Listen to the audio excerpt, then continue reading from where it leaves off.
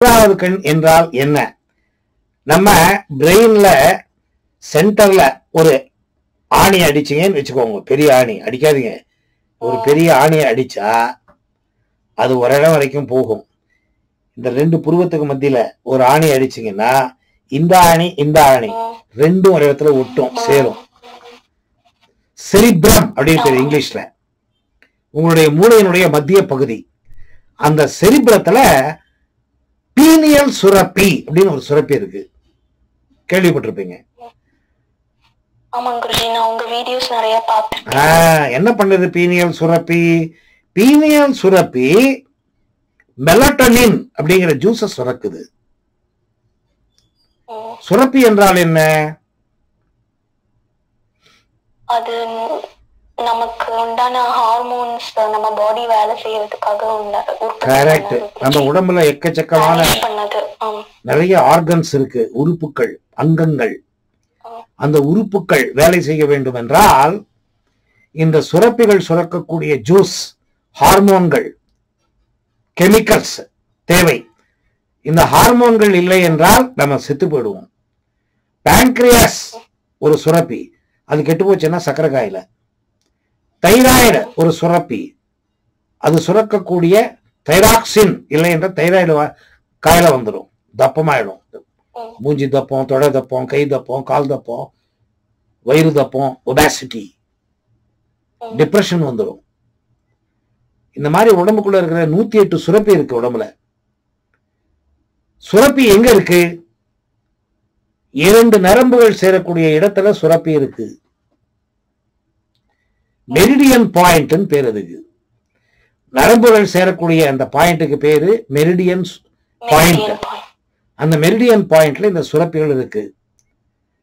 பெரிய சுரப்பி, சிறிய சுரப்பி. சுரப்பி பெருசோ சிறுசோ, இந்த பீனியல் சுரப்பி அப்படிங்கிறது உங்க மனதோடு இணைந்து இருக்கிறது. உங்க தலைக்குள்ள 3 சுரப்பி இருக்கு. ஹிப்போதாலமஸ், பீனியல், பிட்யூட்டரி. இந்த 3 சுரப்பிகள் தான் உங்க மனதை இயக்குது. சுரப்பிகளின் ராஜா யாருன்னு கேட்டீங்கன்னா பீனியல் பிட்யூட்டரி சுரப்பி. பிட்யூட்டரி சுரப்பி சுரக்கக்கூடிய ஹார்மோன் பெயர் டோபமைன். பீனியல் சுரப்பி சுரக்கக்கூடிய ஹார்மோன் மெலட்டோனின். ஹிப்போதாலமஸ் சுரப்பி சுரக்கக்கூடிய hormone serotonin. Serotonin, melatonin, dopamine. இந்த 3 ரசங்கள், இந்த 3 கெமிக்கல்கள், இந்த 3 ஹார்மோன்கள் உங்களுடைய மனதையும் உடலில் இருக்கக்கூடிய மற்ற சுரப்பிகளையும் தன் வேலையை தான் சரியாக செய்து கொள்வதற்கு பார்த்துக் கொள்ளுகிறது.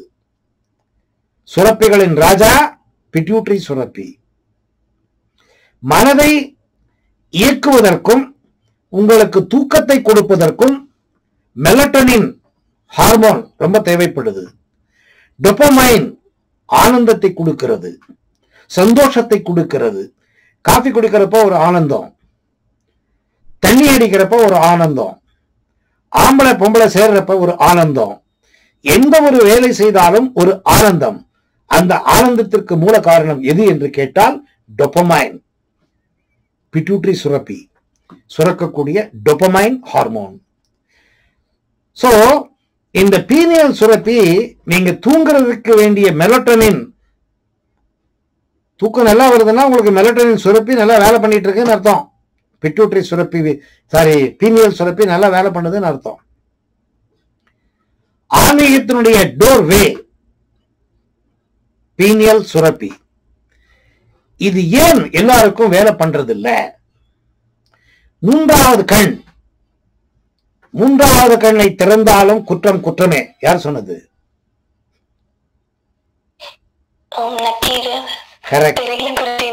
நக்கீரன். நக்கீரனுக்கும் சிவபெருமானுக்கும் சண்டை வருது. நக்கீரன் தெரியுதுல, அவர் கடவுள்ல தெரியுதுல. நக்கீரனுக்கு ஆர்கியூ பண்றாரு. கூந்தல் இயற்கையாகவே பெண்களுக்கு நறுமணம் இருக்கிறது, நறுமணம் இல்லை. இது பேச்சுவார்த்தை. ஒரு ஏழ்மையான புலவனுக்கு சிவபெருமான் அருள முன் வந்து ஒரு கவிதையை எழுதி கொடுக்கிறார். ராஜா கேட்ட கேள்விக்கு பதில், நேச்சுரலாவே கூந்தலுக்கு மனம் இருக்கிறதா, இல்லைன்னா ஏதோ பூ கீவு வாசனை பொருட்கள். இப்ப இருக்கிற பொம்பளைங்க எல்லாம் நேச்சுரல் வாசனையை விடுறதில்லை, ஏதோ போட்டு அடிச்சுக்கிறாங்க, டப்பு டிப்புன்னு அடிச்சுக்கிட்டு. இந்த பூ வைக்கிற பழக்கம் போயிடுச்சு, பொட்டு வைக்கிற பழக்கம் போயிடுச்சு, நேச்சுரலாவே இருக்கு அப்படின்னு சிவபெருமான் கவிதை எழுதுறார். அதை ஒத்துக்கிறது இல்லை நக்கீரன். கோபம் வந்துருது கடவுளுக்கு. மூன்றாவது கண்ணை திறக்கிறார், எரிஞ்சி பஸ்மா ஆயிடலாம் நக்கீரன். திருப்பியும் புனர் ஜன்மம் கொடுக்கிறார். சோ மூன்றாவது கண்ணின் மூலம் யாருக்கு? யோகத்தினுடைய மூலமே சிவபெருமான். யோக கலையினுடைய மூலம் யார்? நமக்கு யோகத்தை யார் கொடுத்தவர் என்றால் சிவபெருமான்.